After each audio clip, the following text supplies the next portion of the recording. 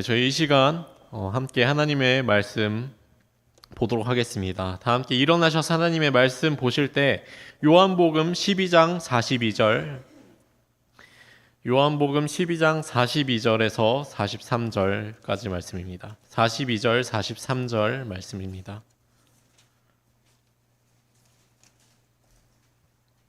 요한복음 12장 42, 43절. 저희 두 구절이니 한 목소리로 함께 읽도록 하겠습니다. 시작. 그럼에도 불구하고 우두머리 치리자들 가운데서도 많은 사람들이 그분을 믿되 바리새인들로 인해 자기들이 회당에서 쫓겨날까 염려하여 그분을 시인하지 아니하였으니 이는 그들이 사람들의 칭찬을 하나님의 칭찬보다 더 사랑하였기 때문이더라. 아멘. 하나님 아버지 감사합니다. 저희 또 이 시간 하나님의 말씀을 함께 보기를 원합니다. 저희들 이 시간 성령님께서 조명하여 주셔서 이 말씀이 저희들의 마음밭에 잘 심기게 하여 주시고 이 말씀을 통해서 저희 삶이 또 변화되도록 주님 인도하여 주시옵소서. 감사드리며 예수님 이름으로 기도드리옵나이다. 아멘. 네, 다 앉아주시기 바랍니다. 네, 오늘 말씀은 요한복음 12장 말씀입니다. 예수님께서는 수많은 기적들을 행하셨습니다.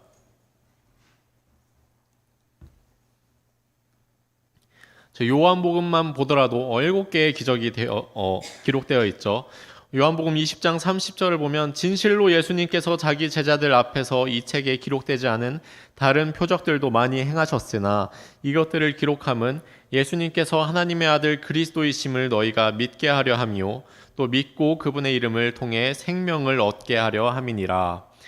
예수님께서 많은 기적들을 행하시고 이것을 기록함은 예수님께서 하나님의 아들 그리스도이심을 믿게 하고 또 예수라는 그분의 이름을 통해 생명을 얻게 하기 위함이었습니다. 오늘 말씀인 요한복음만 보더라도 처음 기적을 행하신 가나의 혼인잔치 기적부터 나사로를 살리신 기적에 이르기까지 7가지의 기적이 기록되어 있습니다. 실제로는 이것들뿐만 아니라 더 많은 기적들을 행하셨다고 성경은 말하고 있죠. 얼마나 놀라운 일들을 예수님께서 행하셨습니까? 물이 포도주가 되었고 또 38년 된 병자를 고치셨으며 또 죽은 자를 살리셨습니다. 만약 지금 시대에 예수님께서 이러한 놀라운 기적을 행하셨다면은 많은 사람들에게 동영상과 사진으로 널리 사람들에게 퍼졌을 것입니다. 물론 예수님이 기적을 행하시던 당시에는 인터넷도 없고 또 카메라도 없었지만 예수님께서는 사람들 앞에서 수많은 기적들을 행하셨으며 그 놀라운 기적들을 목격한 많은 증인들에 의해서 예수라는 이름이 널리 퍼져나갔습니다. 예수님께서 한 가지의 기적만 행하셨다면은 그것이 헛소문이나 잘못된 소문으로 사람들이 치부할 수도 있었겠지만 성경에 나오는 것만 하더라도 35가지 이상의 기적들을 예수님께서 행하셨죠. 그러니 이 소식을 단순한 소문이나 또 허황된 얘기로만 사람들이 생각할 수 없었을 것입니다. 정말로 그 소식을 들은 많은 사람들이 예수님을 만나보기 위해서 예수님께로 몰려들었습니다. 마가복음 3장 7절을 보면은 갈릴리에서 온 큰 무리가 그분을 따르고 유대와 예루살렘과 이두메아와 요르단 건너편에서 온 자들도 따르며 또 두로와 시돈 근방에서 온 자들도 곧 큰 무리가 그분께서 하신 큰 일들을 듣고 그분께 오므로 예수님께서 병자를 고치셨다는 그 소문을 듣고 여러 지역의 큰 무리들이 예수님께로 모여들었습니다. 아마 저였어도 그러한 놀라운 소식을 들었다면 예수님을 한 번쯤 만나보고 싶어서 그것을 찾아갔을 것입니다. 하지만 모든 사람들이 그 소식을 듣고 호의를 가진 것이 아니었죠. 요한복음 11장 47절을 보면은 그때 수제사장들과 바리새인들이 공회를 모으고 이르되 이 사람이 많은 기적들을 행하고 있으니 우리가 어찌해야 하겠느냐? 만일 우리가 그를 이대로 내버려 두면은 모든 사람들이 그를 믿을 것이요 또 로마 사람들이 와서 우리의 터전과 민족들을 다 빼앗아 가리라 하매. 유대인들 중에서도 많은 이들이 예수님께서 행하신 그 기적들을 보고 예수님을 믿었습니다. 하지만 모든 자들이 믿은 것은 아니었죠. 수제사장들과 바리새인들 등 종교적 또 사회적으로 권력과 또 기득권을 쥐고 있던 사람들은 예수님의 기적들을 보고서도 자신들의 어떤 위치가 위협받을까 걱정하며 경계하였습니다. 자신들의 죄와 권력이 눈에 먼 그들은 눈앞에 있는 그분이 자신들의 기다리는 메시아임을 부인한 채 예수님을 죽이려는 그러한 계획들을 세우게 되죠. 오늘 본문도 그러한 상황이었죠. 오늘 본문을 보게 되면 그럼에도 불구하고 우두머리 치리자들 가운데서도 많은 사람들이 그분을 믿되 바리새인들로 인해 자기들이 회당에서 쫓겨날까 염려하여 그분을 시인하지 아니하였으니, 우두머리 치리자들 가운데 많은 사람들이 예수님께서 목격하신 그 기적들을 보고 그분을 믿게 됩니다. 하지만 그들은 예수님을 믿게 되었음에도 불구하고 예수님께서 그리스도이심을 시인하지 못합니다. 그 이유에 대해서는 이어지는 43절에서 말하고 있습니다. 이는 그들이 사람들의 칭찬을 하나님의 칭찬보다 더 사랑하였기 때문이더라. 그들은 사람들의 칭찬을 하나님의 칭찬보다 더 사랑하였다고 말하고 있습니다. 오늘 이 말씀 제목, 누구에게 칭찬받기 원하는가? 누구에게 칭찬받기 원하는가? 라는 제목으로 함께 말씀을 보기 원합니다. 우리가 세상을 살아가면서 어떤 일을 할 때 각자 그 대상은 다르겠지만 누구나 칭찬받기를 원합니다. 칭찬을 갈망한다는 것은 타인에게 좋은 평판을 얻기 원한다는 것이고 또 타인에게 인정받기 원한다는 것이죠. 이처럼 칭찬이란 것은 우리의 행동을 유발하는 이유가 되기도 하며 또 우리의 행동의 방향을 결정짓는 기준이 되기도 합니다. 물론 그렇지 않은 경우도 많이 있지만 대개 우리는 누군가에게 칭찬받기 위해서 행동하며 또 그것이 누구인가에 따라서 우리의 행동의 방향이 결정되게 되는 것입니다. 예를 들어서 어떤 사람은 자신을 낳아주고 길러주신 부모님의 칭찬을 받기 원합니다. 그러면 그 사람은 부모님의 기대에 부응하기 위해서 자신이 원하는 것보다 부모님이 원하시는 일들을 선택할 가능성이 높아지는 것이죠. 만약 그 사람이 승진을 위해서 직장 상사에게 잘 보이기를 원하는 사람은 자신의 일보다도 또 직장에서의 일들을 우선적으로 생각하고 처리할 수 있을 것입니다. 또 어떤 사람은 불특정 다수에게 내가 인정받기 원한다 하는 사람들은 그런 사람들은 연예인을 선택하거나 SNS를 또 활발하게 할 수도 있겠죠. 하지만 오늘 말씀에서는 단 두 가지 칭찬에 대해서 말하고 있습니다. 하나는 사람들의 칭찬이며 또 하나는 하나님의 칭찬입니다. 우리는 누구에게 또 어떤 칭찬을 받기를 원하고 있습니까? 오늘 말씀에서는 하나님의 칭찬보다 사람들의 칭찬을 사랑하는 많은 사람들이 있었습니다. 저희 첫 번째로 사람의 칭찬을 사랑하는 사람들은 염려합니다. 요한복음 12장 42절, 그럼에도 불구하고 우두머리 치리자들 가운데서도 많은 사람들이 그분을 믿되 바리새인들로 인해 자기들이 회당에서 쫓겨날까 염려하여. 치리자들 가운데 많은 사람들이 예수님을 믿었지만 그들은 자기들이 회당에서 쫓겨날 것을 염려하였다고 성경은 말하고 있습니다. 왜냐하면 회당에서 내쫓기는 것은 그 당시 유대인들이 가장 두려워하는 형벌이었기 때문입니다. 유대인들에게 회당은 단순한 모임 장소가 아니었습니다. 유대인들의 회당은 교육하고 또 예배를 드리며 또 재판을 하고 또 사회적인 교류를 나누는 그들의 삶의 중심지였습니다. 그래서 회당에서 쫓겨나는 것은 공동체 안에서 관계가 끊어지게 되는 것이며 그것은 사회적 또 종교적으로도 그가 완전히 고립됨을 의미합니다. 자신이 지금까지 만들어오고 또 누려왔던 공동체와 또 사회적 관계가 단절된다는 것은 참 두려운 일이었을 것입니다. 이처럼 하나님의 칭찬보다 사람들의 칭찬을 사랑하는 자들은 그들이 하나님을 믿고 따르며 순종하기 원할 때 마음에 두려움이 찾아오게 있고 또 염려가 생기게 된다는 것입니다. 구원받지 못한 자들도 믿고 싶은 마음이 생기더라도 사람들의 시선과 또 사람들과의 관계가 끊어질까 염려하기도 합니다. 하지만 이거는 단순히 구원받지 못한 자들에게 해당되는 것이 아닙니다. 우리 구원받은 자들도 우리가 하나님을 믿고 있지만 때때로 세상 사람들이 요구하고 또 원하는 것들과 다른 선택을 해야 할 때가 있습니다. 하나님께서 원하시지 않는 일들, 또 성경에서 죄라고 말하고 있는 것들에 대해서 우리가 거절할 때 왠지 모르게 눈치가 보이고 또 뭔가 부끄러운 마음이 생길 때가 있습니다. 우리는 그것이 죄이며 또 어떤 것이 옳은 것인지 아는데도 불구하고 말이죠. 제가 처음 대학교에 가서 회식을 했었던 때가 생각이 납니다. 지금도 그런지 모르겠지만 왜 이렇게 다른 사람들은 다른 사람 술을 먹이려고 하는지 모르겠습니다. 그때 당시 제가 그렇게 성숙한 믿음은 가지고 있었진 않았지만 또 교회 다니는 사람으로서 내가 술은 먹지 않겠다라는 그런 마음가짐이 있었습니다. 네, 처음 술자리에 갔는데 친구들이 이렇게 반갑다면서 술을 따라줄 때 나는 술 안 먹는다 라고 거절을 했었습니다. 근데 안 먹는다 그러면 그냥 안 주면 될 텐데 계속해서 권하는 것이었습니다. 나도 교회 다녀. 우리 삼촌도 집사님인데 술 마셔. 하면서 뭔가 왠지 모르게 저를 압박하기 시작했습니다. 그래서 저는 난 안 먹는다라고 계속 말했음에도 불구하고 계속해서 술을 한 잔 마시면 안 되겠냐.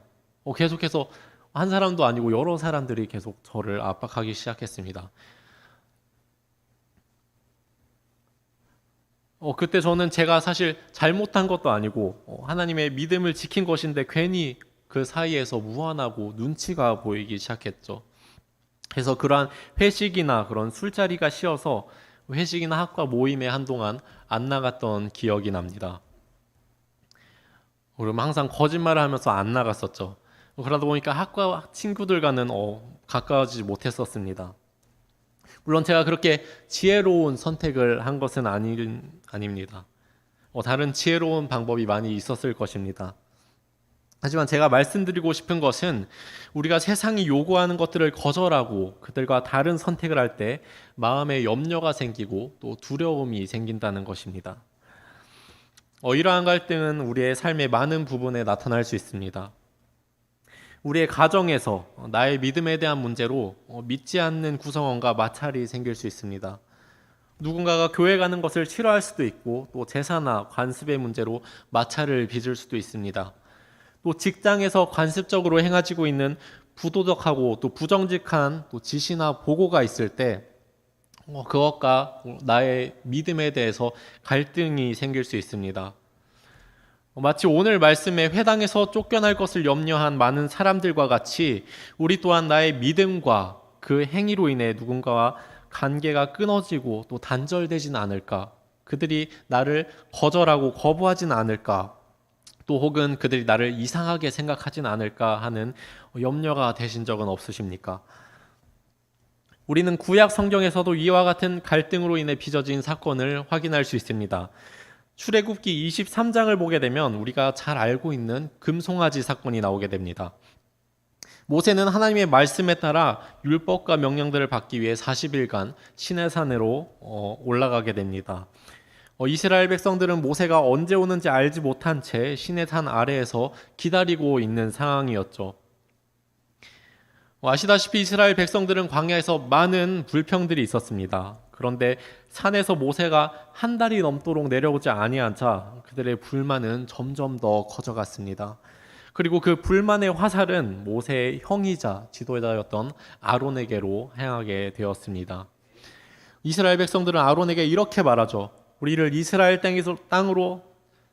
이집트 땅에서 데리고 올라온 모세가 지금 어떻게 되었는지 우리가 알지 못하니 다른 우리를 위해 앞을 인도할 신을 만들어 달라라고 아론에게 요구하기 시작했습니다. 아론은 백성들의 요구가 잘못된 것임을 알고 있었습니다. 출애굽기 20장 10계명을 보게 되면 첫 번째 계명이 너는 내 앞에 다른 신들을 두지 말라는 것이었고, 두 번째는 너를 위해 어떤 색인 형상도 만들지 말라는 것이었습니다. 우상 숭배는 하나님 앞에서 너무나도 큰 죄였고, 지도자였던 아론은 당연히 이 사실을 알고 있었습니다.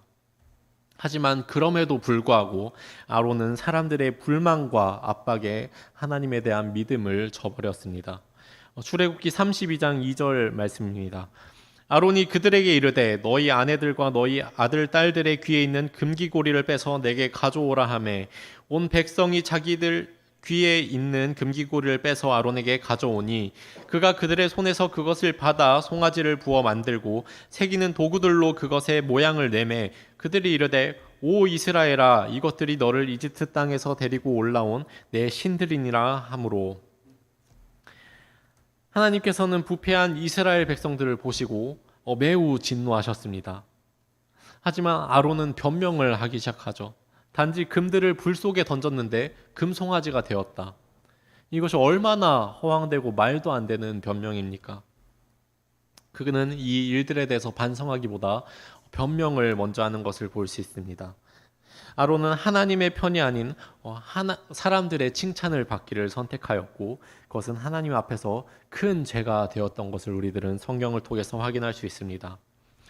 우리 또한 그리스도인들로서 살다 보면 세상에서 이러한 일들을 마주하게 될 것입니다. 세상 사람들로부터 믿음의 선택을 강요받을 수 있습니다. 가정에서, 직장에서 혹은 교회 안에서도 나의 믿음의 선택을 해야 할 때가 있을 것입니다. 우리는 그럴 때마다 내가 혹시 그들과 다른 선택을 함으로써 그들로부터 멀어질까, 그들로부터 거절당하지는 않을까 염려되고 또 두려움이 올 수 있습니다. 무엇이 옳은지 또 무엇이 하나님께서 기뻐하시고 원하시는 것인지 알고 있음에도 불구하고요. 하지만 하나님께서 우리에게 원하시는 것은 우리가 거룩히 구별되는 것입니다.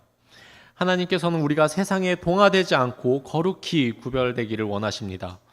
로마서 12장 2절 말씀에 너희는 이 세상에 동화되지 말고 너희 생각을 새롭게 함으로 변화를 받아 하나님의 그 선하시고 받으실 만하며 완전하신 뜻이 무엇인지 검증하도록 하라 라고 말씀하고 있습니다. 우리는 세상 요구와 압박에 걸려 넘어져서는 안 되는 것입니다. 그들이 날 어떻게 생각할지 또 좋지 않게 생각할지는 않을까 또 날 어떻게 판단할까 하는 두려움이 있다면 우리는 생각을 새롭게 함으로써 변화를 되어야 하는 것입니다. 사도 바울은 고린도전서 4장 3절에서 이렇게 말하고 있습니다. 그러나 내가 너희에게 판단을 받거나 사람의 판단으로 판단을 받는 것이 내게는 매우 작은 일이니라. 참으로 내가 나 자신을 판단하지 아니하노니 나는 판단받을 아무것도 스스로 알지 못하노라. 그러나 이것에 의해 내가 이롭다고 인정받지는 아니하나니 나를 판단하신 분은 주시니라. 우리들은 사람들이 하는 판단을 중요하게 생각하고 또 그것을 크게 여길 때가 있습니다. 하지만 사도 바울은 사람의 판단으로 하는 판단을 받는 것이 내게는 매우 작은 일이라고 말씀하고 있습니다. 그 이유는 나를 판단하시는 분은 오직 주시기 때문입니다. 하나님의 판단이 세상의 판단보다 훨씬 가치 있기 때문입니다. 우리가 세상의 판단을 두려워하지 아니하고 또 하나님의 판단을 더 가치 있고 큰 것으로 여길 때 우리의 염려가 사라질 것입니다. 오늘 본문에 보면은 두 번째로 사람의 칭찬을 사랑하는 자들은 그리스도를 시인하지 않는다는 것입니다. 44절 자기들이 회당에서 쫓겨날까 염려하여 그분을 시인하지 아니하였으니 그들은 두려움으로 인해 예수님을 믿음에도 불구하고 그분을 시인하지 아니하였습니다. 오늘 이 자리에 함께 있는 대부분의 분들이 구원받은 줄을 믿습니다. 우리는 같은 복음을 통해서 구원을 받았습니다. 우리는 행위가 아닌 오직 믿음으로 구원을 받았습니다. 예수님께서 죄인인 나를 위해 십자가에 달려 돌아가시고 묻히셨다가 3일 만에 부활하셨다는 그 놀라운 복음을 믿음으로 구원받았습니다. 또한 우리가 구원받을 때 내가 그 복음, 하나님의 아들 예수님께서 나를 위해 죽으시고 부활하셨다는 그 사실을 내가 믿습니다라고 입으로 시인하게 되는 것이죠. 이처럼 우리가 예수 그리스도께서 나의 주되심과 또 그분의 부활하심을 시인함으로써 우리는 그분의 부활의 증인이 되는 것입니다. 우리가 그분의 증거자로서 복음을 전하게 되는 것이죠. 또한 성도분들 간의 교제와 간증을 통해 하나님께서 하신 일들을 나눔으로써 우리가 얼마나 큰 복들을 나누고 있습니까? 그리고 우리가 예수 그리스도를 주시라고 시인함으로써 하나님께 영광을 돌리고 있습니다. 이처럼 예수님을 시인하는 것은 우리의 구원의 순간에만 해당되는 것이 아닙니다. 우리의 구원의 순간에만 머물러서는 안 됩니다. 이것은 우리 그리스도인들의 생활에서 거룩한 삶의 습관이 되어야 하는 것입니다. 시인이라는 말은 어떠한 대상에 대한 믿음과 충성을 대중 앞에서 공개적으로 선포하고 인정하는 행위입니다. 그러한 두려움으로 나의 삶이 주께로 돌아섰으며 또 하나님에 대한 나의 믿음과 또 충성을 선포하는 것이죠. 그렇기 때문에 우리가 그리스도를 시인하는 삶이란 것은 단순히 우리의 말로만 하는 것이 아니라 우리의 마음과 생각과 또 삶의 방향이 주를 향해 있어야 합니다. 하지만 오늘 본문에서 보았듯이 많은 사람들이 예수님을 시인하는 것에 대해서 염려하고 또 두려움을 가지고 있습니다.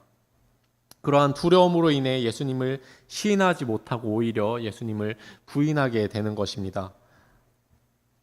구원받지 못한 자들도 또 구원받은 자들도 마찬가지죠. 우리의 육신은 세상의 것들을 원하고 또 하나님의 칭찬보다 사람의 칭찬들을 더 사랑하기 원하기 때문입니다.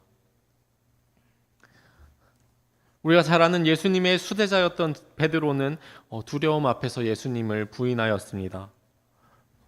또 본디오 빌라도는 예수님께서 죄가 없다는 것을 알면서도 예수님을 십자가에 못 박도록 예수님을 넘겨주었죠. 하지만 이렇게 예수 그리스도를 부인한 뒤 그들에게 남는 것은 후회뿐이었음을 우리들이 볼 수 있습니다. 성경에서는 우리가 두려움을 극복하고 또 예수 그리스도를 시인해야 하는 분명한 이유들을 말하고 있습니다. 먼저 그리스도를 시인하는 것은 하나님께 영광 돌리는 일이기 때문입니다. 빌립보서 2장 11절 또 모든 혀가 예수 그리스도는 주시라고 시인하여 하나님 아버지께 영광을 돌리게 하셨느니라. 예수 그리스도가 주시라고 시인하는 것은 하나님 아버지께 영광을 돌리는 것입니다. 하나님께서는 자신의 아들 예수 그리스도의 그 이름을 통해서 영광을 받으시는 것입니다. 세상의 많은 부모가 자녀들을 통해서 기쁨을 누리고 또 영광을 받듯이 우리가 예수 그리스도의 이름을 높이고 또 그분의 이름을 선포함으로써 또 하나님께서 기쁨을 누리고 영광을 받으시는 것입니다. 또한 그리스도를 시인하는 것은 우리가 하나님께 속하였다라는 증표입니다. 요한일서 4장 2절 너희는 이것에 의해 하나님의 영을 알라 곧 예수 그리스도께서 육체 안에 오신 것을 시인하는 영은 다 하나님께 속하고 예수 그리스도께서 육체 안에 오신 것을 시인하지 아니하는 영은 다 하나님께 속하지 아니하였나니 이것이 적그리스도의 그 영이니라. 그것에 관하여는 그것이 옳으라는 말을 너희가 들었는데 그것이 지금도 이미 세상에 있느니라.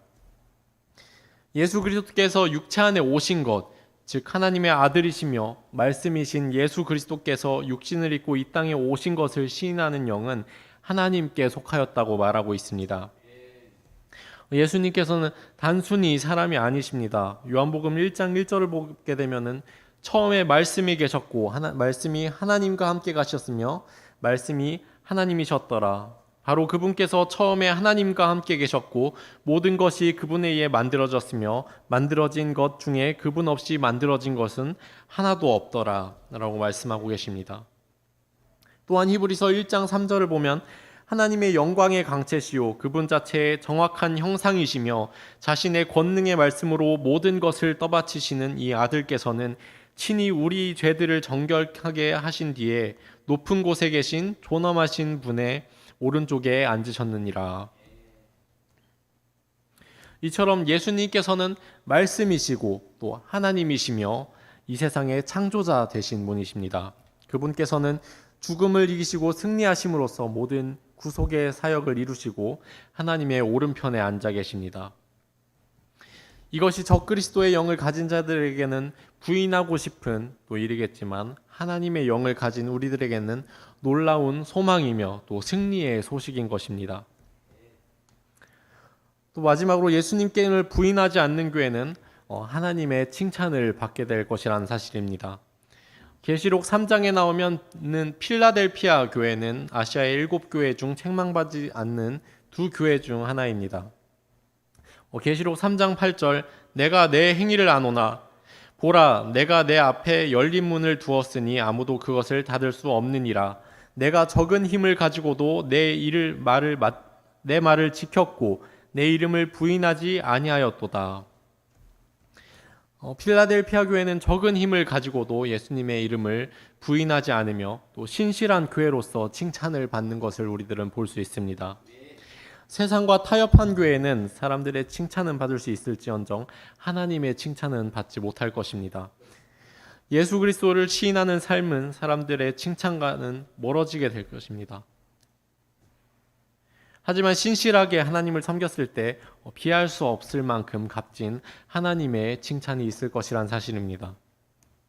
마지막으로 우리는 하나님의 칭찬을 사랑해야 합니다. 사실 많은 사람들이 하나님의 칭찬보다 사람들의 칭찬을 사랑하는 이유는 그것에는 즉각적인 보상이 있기 때문이겠죠.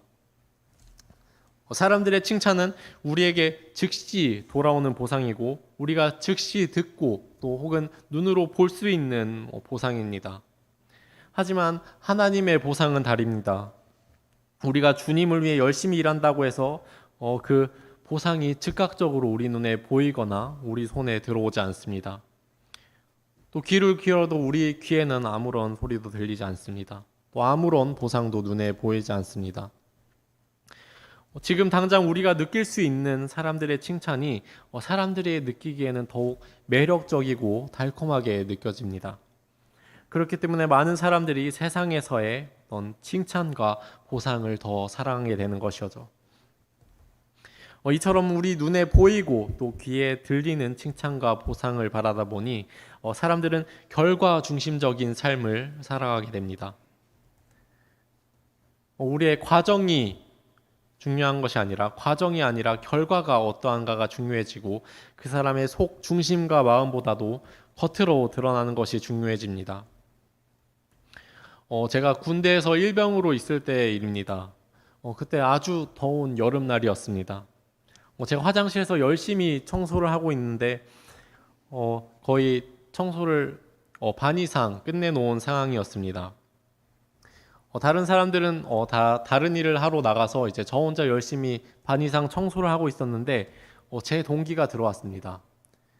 그 동기는 운전병이어서 작업이 없었습니다. 그래서 저와 그 동기가 열심히 화장실 청소를 하고 있었는데 그 동기는 땀을 뻘뻘 흘리면서 청소를 하는 것이었습니다. 별로 청소를 하지도 않았는데 온몸이 다 얼굴이 젖을 정도로 땀이 흥건해와 있습니다. 근데 그렇게 청소를 하고 있을 때 선임 한 분이 들어오셔서 저희 둘의 모습을 딱 보셨습니다. 그리고 제 옆에 있는 동기에게 청소를 얼마나 열심히 한 거야? 별로 하지도 않았는데 말이죠. 근데 저는 사실 땀이 많이 안 났었는데 너는 청소를 한 거야 안 한 거야 하면서 뭔가 그 친구의 겉모습만 그 땀만 보고 그 친구를 칭찬하고 저는 깎아내리기 시작했습니다. 사실 저는 그때 사람의 칭찬을 더 좋아했던 것 같습니다. 그래서 살짝 억울한 마음에 다음부터 청소할 때는 괜히 작은 일임에도 더 오버해서 몸을 흔들면서 땀을 흘리면서 일을 했습니다. 근데 정말 그것이 효과가 있었습니다. 땀을 흘리면 사람들이 정말 제가 일을 조금만 했어도 저가 일한 것보다 더 일을 많이 했구나, 더 열심히 했구나 하면서 사람들이 많이 칭찬을 해주는 것을 제가 경험한 적이 있었습니다. 정말 좋은 방법이죠.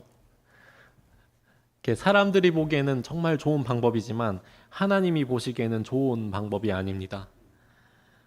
사람들은 결과나 또 겉모습만 보고 판단하게 됩니다. 그렇기 때문에 사람들은 그렇게 드러나는 것들을 중요하게 생각하죠.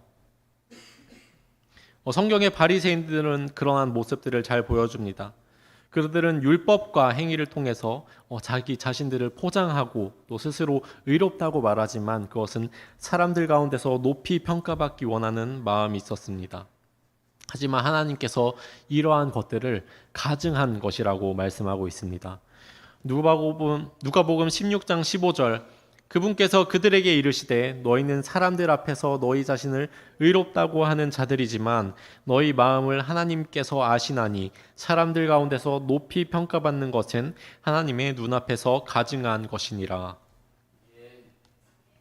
많은 믿는 자들이 하나님께도 칭찬받고 싶어하며 동시에 사람들에게도 칭찬받고 싶어합니다. 하지만 그것은 불가능한 일입니다. 마태복음 6장 1절은 너희는 사람들에게 보이기 위해 그들 앞에서 구제하지 않도록 주의하라. 그렇지 않으면 너희가 하늘에 계신 너희 아버지께 아무 보상도 받지 못하느니라 라고 성경은 말하고 있습니다. 우리가 사람들에게 보이기 위해 한다면 그것이 우리가 보기에 선한 행일지라도 하나님께 아무런 보상을 받지 못한다고 경고하고 있습니다. 왜냐하면 그것은 하나님께서 받으실 영광을 우리가 대신 받는 것이며 또 하나님께서 받으실 영광을 우리가 가로채는 것이기 때문입니다. 우리가 사람들 앞에서 칭찬받기 위해서는 우리가 높아져야 하겠지만 반대로 하나님 앞에 칭찬받기 위해서는 우리 자신이 철저히 낮아져야 하는 것입니다. 침례 요한은 요한복음 1장 27절에 그분은 곧 내 뒤에 오시지만 나보다 앞서신 분이시니라. 나는 그분의 신발끈 풀 자격도 없노라 하더라 라고 말하며 예수님을 높이시고 또 자기를 철저하게 낮추시는 걸 볼 수 있습니다. 또한 사도 바울은 그분께서 모든 성도들 중에 가장 작은 자보다 더 작은 나에게 이 은혜를 주신 것은 헤아릴 수 없는 그리스도의 부요하심을 내가 이방인들 가운데서 선포하게 하심이라 라고 말하며 자신이 모든 성도 가운데 작은 자임을 고백하며 자신을 낮추었습니다. 이렇게 그들은 자기 자신을 가장 낮은 곳으로 낮추었지만 우리가 볼 때 그들은 결코 낮은 자들이 아니며 또 결코 낮은 자로 보이지 않습니다. 그들은 자신을 낮추었지만 하나님께서는 그들을 높이시기 때문입니다. 또한 예수님께서는 하늘에서 구유로 또 가장 높은 곳에서 가장 낮은 곳으로 친히 낮추셨지만 하나님께서는 그분의 이름을 가장 높은 이름으로 만드셨습니다. 마태복음 24장 11절, 오히려 너희 가운데 가장 큰 자는 너희 종이 되어야 할지니라. 누구든지 자기를 높이는 자는 낮아지고 자기를 낮추는 자는 높아지리라 라는 예수님의 말씀은 참으로 거짓 없는 사실인 것입니다. 우리가 하나님의 일을 할 때 사람이 보기에 좋아 보이고 또 멋진 일이 있을지 모릅니다. 혹은 사람의 눈으로 보기에 하찮고 또 작은 일이 있을 수도 있겠죠. 그러나 하나님께서는 아무리 작은 일이라도 신실하게 일하는 자를 칭찬하시며 또 아무리 하찮은 일이라도 마음을 다하여 주를 위해 하는 자를 칭찬하신다는 사실입니다. 오늘 말씀을 마치며 우리는 누구의 칭찬을 받기 원합니까? 사람들의 칭찬을 사랑하는 사람은 공동체나 또 세상에서 거절당할까 염려하고 또 예수 그리스도를 시인하지 못하며 또 이 세상의 일시적인 보상을 위해서 살아갑니다. 우리는 이 땅에서 일시적인 보상과 또 사람들의 칭찬을 위해 세상과 타협하기 원하십니까? 아니면 하늘의 영원한 보상을 위해 작고 충성된 종이 되기 원하십니까? 이것을 선택하는 것은 또 우리의 의지이고 또 우리의 선택이지만 또 때가 되어서 우리 주님 앞에 섰을 때 우리는 우리가 한 일에 대해서 회개해 보고 해야 할 것입니다. 신실하게 주의 칭찬을 바라는 삶을 살았다면 우리에게 영광이 있겠지만 사람들의 칭찬을 사랑하며 살았다면 우리의 구원은 부끄러운 구원이 될 것입니다. 시편 23편 말씀입니다. 주는 나의 목자시니 내게 부족함이 없으리로다. 이렇게 주 하나만으로 주님으로 인해 내게 부족함이 없다는 다윗의 고백처럼 또 다윗의 노래처럼 세상의 보상과 또 칭찬보다 주님 한 분만으로도 내게 만족과 기쁨이 넘치는 삶을 우리들이 살아가기를 원합니다. 우리 다 함께 기도하겠습니다.